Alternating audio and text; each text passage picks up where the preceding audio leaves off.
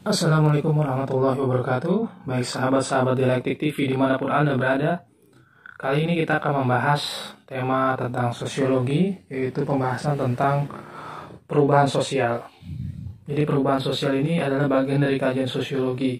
Karena sosiologi itu adalah ilmu yang mempelajari tentang masyarakat melalui perubahan-perubahan yang ada di dalamnya dan juga perilaku-perilakunya yang secara terpola dan interaksi-interaksi yang secara kontinu.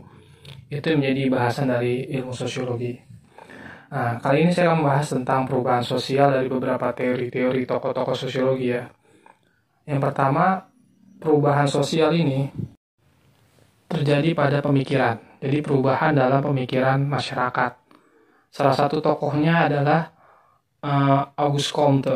Jadi Auguste Comte itu mengatakan bahwa masyarakat ini akan mengalami perubahan dalam hal pemikiran. Jadi ada abad-abad tertentu yang membuat masyarakat ini secara pemikirannya itu berubah. Yang pertama adalah abad teologi, di mana masyarakat itu masih mempercayai pada kekuatan-kekuatan yang adikodrati, seperti dewa-dewa, Tuhan, atau kekuatan-kekuatan roh. Jadi di setiap benda itu ada ruhnya. Itu yang masih diyakini oleh Auguste Comte. Katanya Auguste Comte itu masyarakat abad teologi itu masih meyakini hal-hal seperti itu. Ada sesuatu yang sakral, ada sesuatu yang mukjizat, atau sesuatu yang suci, kudus, itu ada di abad teologi. Kemudian masuk ke abad metafisika. Abad metafisika ini adalah di mana masyarakat itu masih mempercayai hal-hal yang bersifat teologi tadi, tapi sudah mulai memahami sesuatu yang bersifat empirik. Nah, itu mulai ada istilahnya tuh mesin uap, ada teknologi-teknologi industri, terjadi revolusi industri itu masyarakat sudah mulai mempercayai hal-hal yang bersifat empirik, sudah mempercayai segala hal yang bersifat ilmu pengetahuan atau sains. Nah, kemudian yang ketiga adalah abad positivisme, yaitu era di mana masyarakat itu hanya mempercayai pada sesuatu yang bersifat empirik.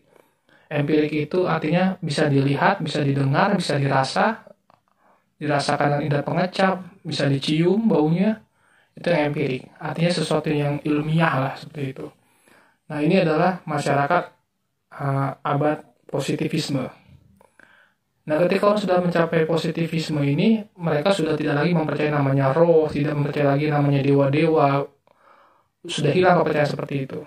Ambil contoh misalnya, ketika hujan, mungkin orang dulu mengatakan itu ada dewa petir, ada dewa hujan.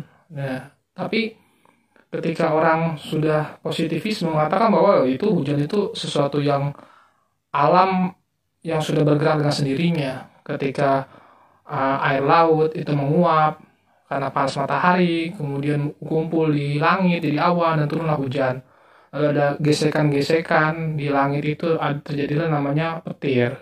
Jadi tidak ada itu dewa-dewa dikatakan oleh orang yang masuk era positivisme. Jadi sesuatu yang bersifat empirik. Juga misalnya gempa bumi ini karena dewa bumi marah misalnya. Orang yang sudah mencapai tingkat positivisme, oh tidak, itu sudah alamiah, itu ada pergeseran lempengan bumi di bawah tanah. Jadi bukan sesuatu yang digerakkan oleh dewa bumi atau dewa gunung yang marah lalu memuncratkan yang namanya lahar, seperti itu, gunung meletus. Atau ada, kalau istilah kita sekarang ada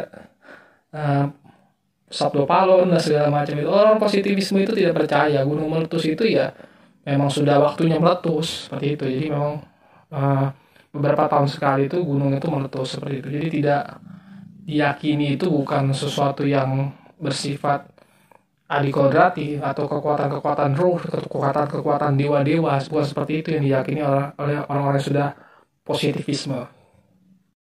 Ambil contoh begini, kita tahu ada namanya kesenian ondel-ondel. Ondel-ondel ini kan sebenarnya dulu ada di tahun 1605.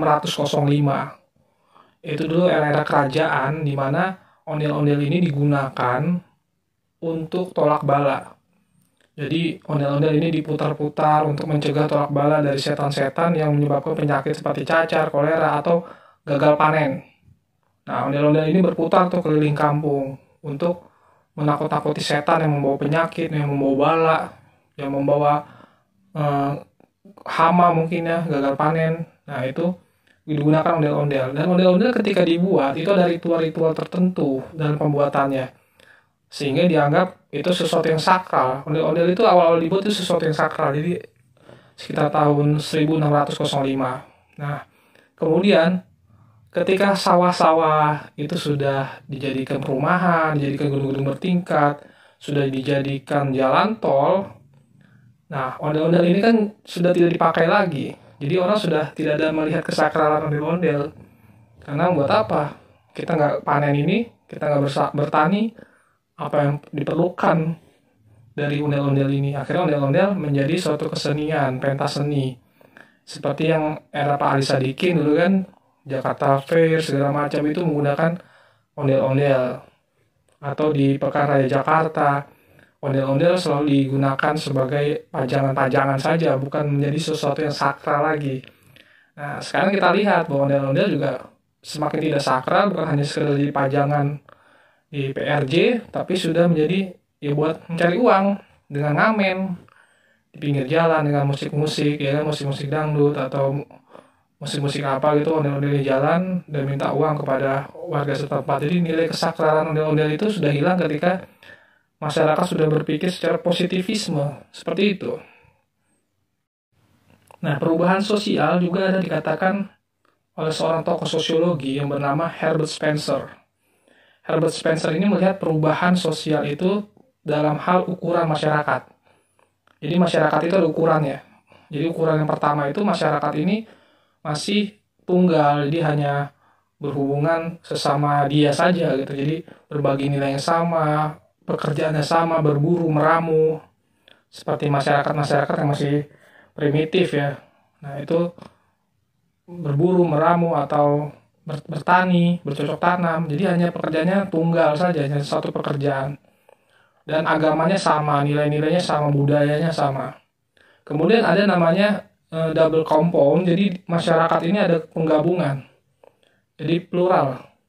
Jadi masyarakat ini ada yang agamanya Kristen, ada yang namanya agamanya Islam, Hindu, Buddha, ada pekerjaan yang berbeda-beda ya, ada yang namanya, ada mungkin jadi petani, ada yang jadi PNS, ada yang jadi guru, atau ada yang jadi atlet, atau ada yang jadi seniman. Itu beragam. Nah, itu jadi masyarakat itu mengalami keragaman.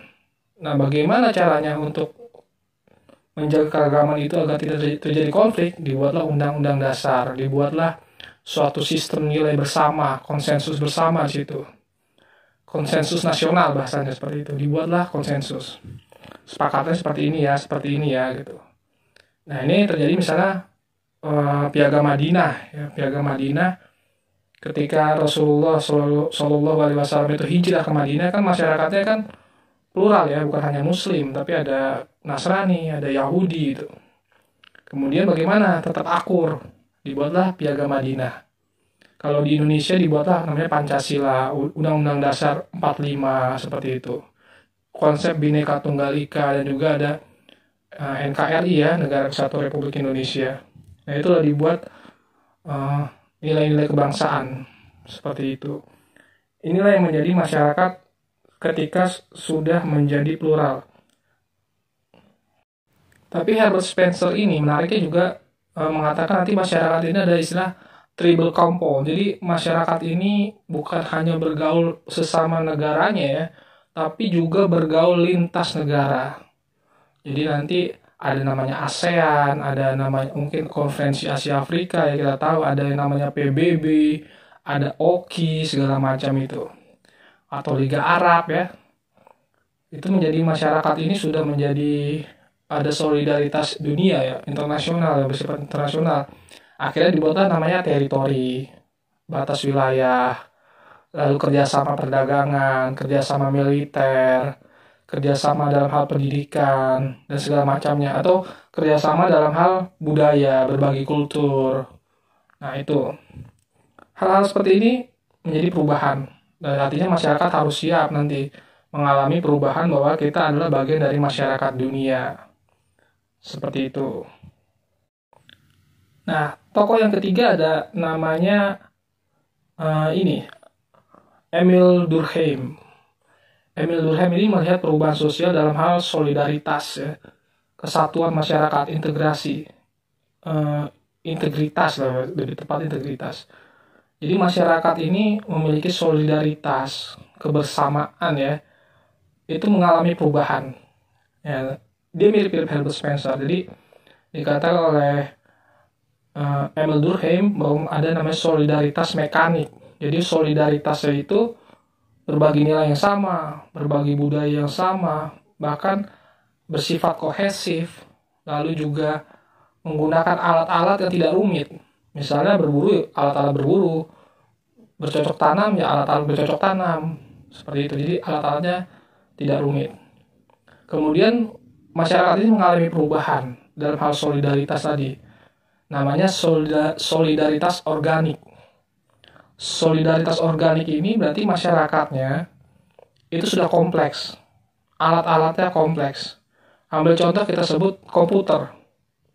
Komputer ini kan namanya komputer, tapi kan ada mouse, ada monitor, ada keyboard, ya kan, ada CPU, ada kabel-kabel segala macam itulah. Ada disket tidak ada ya, flash disk seperti itu. Jadi ada namanya komputer ini, namanya satu tapi kompleks gitu. Mungkin masyarakat kita juga kompleks seperti itu. Kayak misalnya suatu perusahaan namanya PT apa, tapi pekerjaannya kompleks, ada akuntannya, ada buruhnya, mungkin ada office boy-nya, ada direkturnya, ada manajernya, ada marketingnya, itu beragam. Jadi walaupun kompleks, tapi mereka menjadi satu kesatuan atau saling bergantung, ketergantungan satu sama lain lah, lebih tepatnya seperti itu. Jadi solidaritasnya seperti itu. Jadi masyarakatnya kompleks, berbeda-beda, beragam-ragam, mempunyai spesialisasi sendiri-sendiri, tapi tetap solid, saling bergantung satu sama lain. Nah, ini perubahannya. Itu yang harus kita siapkan ke depan. Jadi suatu masyarakat yang modern itu bukan masyarakat yang semuanya seragam. Misalnya contohnya di organisasi, ya kan, organisasi kemahasiswaan. Wah, alumni yang sukses jadi politisi semua. Nah, berarti itu organisasi tersebut belum modern. Atau semuanya jadi PNS, berarti belum modern. Atau alumninya harus jadi dosen, harus jadi LSM misalnya. Itu berarti belum sukses. Jadi organisasi yang sukses dan modern itu kalau di era modern ini adalah mereka itu kompleks. Ada yang jadi seniman, ada yang jadi PNS, ada yang jadi politisi, ada yang jadi bankir mungkin, ada yang jadi akuntan, ada yang jadi LSM, ada yang jadi intelektual saja gitu. Nah, ini beragam. Ada yang menjadi pengusaha media mungkin ya. Nah, ini kan keragaman. Jadi tidak dikatakan modern itu tidak tunggal. Jadi semakin kompleks, semakin modern lah, seperti itu. Semakin berdiaspora masyarakatnya itu semakin modern, seperti itu. Semakin beragam, ya. Suatu pekerjaan semakin banyak yang punya spesialisasi sendiri-sendiri, kepakaran sendiri-sendiri, maka itu semakin modern. Itu dikatakan oleh Emil Durkheim. Nah, tokoh yang keempat ada namanya Max Weber. Max Weber ini lebih mengedepankan otoritas ya. Jadi otoritas di masyarakat itu juga mengalami perubahan. Jadi masyarakat itu melihat otoritas atau kekuasaan ya, itu mengalami perubahan. Yang pertama ada namanya otoritas karismatik atau kekuasaan yang bersifat karismatik. Jadi masyarakat ini masih melihat seseorang itu ketika punya keajaiban-keajaiban, punya karomah-karomah, punya yang namanya mukjizat. Karena nabi itu kan semuanya punya mukjizat ya. Jadi itu ketika dia punya mukjizat, dia punya otoritas di masyarakat. Ketika dia punya yang namanya karomah, supranatural gitu. Ketika dia punya kekuatan supranatural, maka dia punya otoritas di masyarakat. Itu namanya otoritas karismatik. Walaupun nanti ada teori-teori terbaru ya tentang karismatik ini mengalami pergeseran makna ya. Tapi kita lihat yang Max Weber ini. Jadi Ketika seseorang punya kekuatan supranatural, mukjizat, karomah atau yang lainnya itu membuat seseorang itu punya kekuatan di masyarakat atau pengaruh seperti itu. Max Weber juga bilang ada yang kedua, yaitu otoritas tradisional. Jadi masyarakat ini melihat seseorang itu misalnya kepala desa, kepala suku ya misalnya. Itu kan yang dilihat anaknya atau sistem kerajaan gitu ya, dilihat anaknya, pangerannya. Jadi kekuasaannya bersifatnya turun-temurun. Jadi otoritas tradisional itu seperti, oh ini anaknya raja, oh ini anaknya kepala suku, oh ini anaknya Pak Kiai, seperti itu. Atau oh ini anaknya tokoh masyarakat kita. Nah akhirnya dia dihormati seperti itu, dia punya otoritas. Mungkin bisa sewenang-wenang juga, atau ini anak raja, anak sultan, ada istilah gitu kan, anak sultan, wah anak sultan nih, akhirnya dia punya otoritas di masyarakat, dia dihormati di masyarakat. Nah kemudian otoritas itu juga mengalami pergeseran seiring dengan perubahan zaman ya, semakin modern. Kemudian ada namanya otoritas legal rasional. Jadi otoritas itu berdasarkan legalitas secara rasional. Jadi bukan karena dia anak sultan, bukan karena dia sakti, bukan karena dia punya kekuatan supranatural yang dihormati, tapi karena ya hasil pilihan masyarakat, atau mungkin karena kualitasnya ya, kualitas yang ada dalam dirinya, sehingga dia dipilih secara legal rasional. Bisa lewat pemilu, ya seperti kita lihat lewat pilkada, atau lewat pemilihan langsung, ada seperti parlemen segala macam itu. Akhirnya terpilihlah dia menjadi pemimpin dan dia punya otoritas. Jadi dia terpilih berdasarkan hasil konsensus atau hasil mekanisme yang politik ya, mekanisme politik yang sudah diatur oleh undang-undang suatu negara. Nah itu dia akan menunjukkan otoritas legal rasional, jadi lebih modern. Jadi semakin modern seseorang itu sudah tidak melihat ini anak siapa, ini anak raja, ini anaknya sultan atau apa, tidak melihat ke situ lagi, tapi sudah melihat ya seseorang itu berdasarkan kualitas, atau mungkin bisa dilihat dari oh dia mengabdi pada masyarakat ya, seperti itu. Nah kemudian yang terakhir ada Karl Marx ya tokoh ya sosiologi itu ada Karl Marx yang punya konsep tentang perubahan sosial dari pertentangan kelas atau kelas-kelas sosial dari masyarakat. Misalnya gini, ada namanya sistem kapitalisme. Jadi kapitalisme ini masyarakat tuh dibagi dua. Jadi ada namanya borjuis, masyarakat borjuis, dan juga ada masyarakat yang disebut proletar. Borjuis ini kan orang-orang kaya, ya kan, orang-orang yang punya modal, punya alat produksi lah seperti itu. Sehingga dia bisa mengatur-ngatur orang lah, bisa melakukan eksploitasi terhadap manusia yang lainnya. Kemudian proletar itu ya buruhnya yang tidak punya alat produksi, tidak punya modal ya. Itu jadi sistem kapitalisme itu seperti itu, dan itu yang terjadi di seluruh dunia saat ini ya, bahwa masyarakat itu dibagi dua, yang punya alat produksi, yang punya modal, dan orang yang tidak punya modal gitu. Nah kemudian Karl Marx menggambarkan suatu perubahan ya, perubahan secara bukan evolusi ya, tapi revolusi. Itu yang disebut dengan sosialisme. Jadi sosialisme ini adalah sudah tidak ada lagi pertentangan kelas. Jadi masyarakat ini sudah tidak ada lagi namanya borjuis proletar, tapi sudah hanya ada proletar dan ex borjuis. Jadi terjadi revolusi. Jadi kapitalisme ini runtuh dan borjuisme ini sudah tidak ada lagi gitu. Karena kalau katanya ada lagu rap itu kan borjuis itu kan borju istilahnya itu. Nah itu adalah muka lu jauh ya. Muka lu jauh, jadi orang-orang yang suka menongak gitu, suka menongakkan kepala itu borjuis itu seperti itu. Muka lu jauh karena suka nongak, suka kalau misal jijik itu kan kepalanya agak mundur sedikit, gitu seperti itu. Sering memandang seseorang itu rendah lah dengan agak jijik gitu. Nah itu disebut borju ya. Jadi borju, muka lu jauh ya kan. Ya itu perubahan-perubahan, tapi memang konsepnya Karl Marx ini belum terwujud ya, atau ada yang bilang utopis ya, karena itu tidak ada orang yang mau disetarakan tanpa kelas itu, tidak masyarakat tanpa kelas itu sesuatu yang hampir dikatakan utopis, sesuatu yang tidak mungkin terjadi, hanya hayalan-hayalan saja. masyarakat kita tidak mau seperti itu. Ya, tapi kita tidak tahu lah. Memang banyak negara-negara yang ingin mengupayakan itu ya, mengupayakan konsep masyarakat tanpa kelas ya, seperti dulu ada Uni Soviet dan beberapa negara lainnya, negara-negara komunis. Nah, kemudian juga ada yang sekarang nih muncul dulu-dulu ya. Jadi sosiolog awal itu sebenarnya bukan Auguste Comte ya, tapi seorang muslim yang bernama Ibnu Khaldun.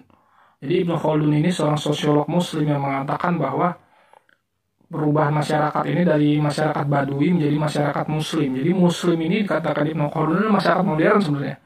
Jadi yang disebut modern itu adalah muslim. Kenapa dikatakan Badui itu, masyarakat Badui itu adalah masyarakat yang masih solidaritasnya atas dasar hubungan darah atau hubungan ras lah, seperti itu.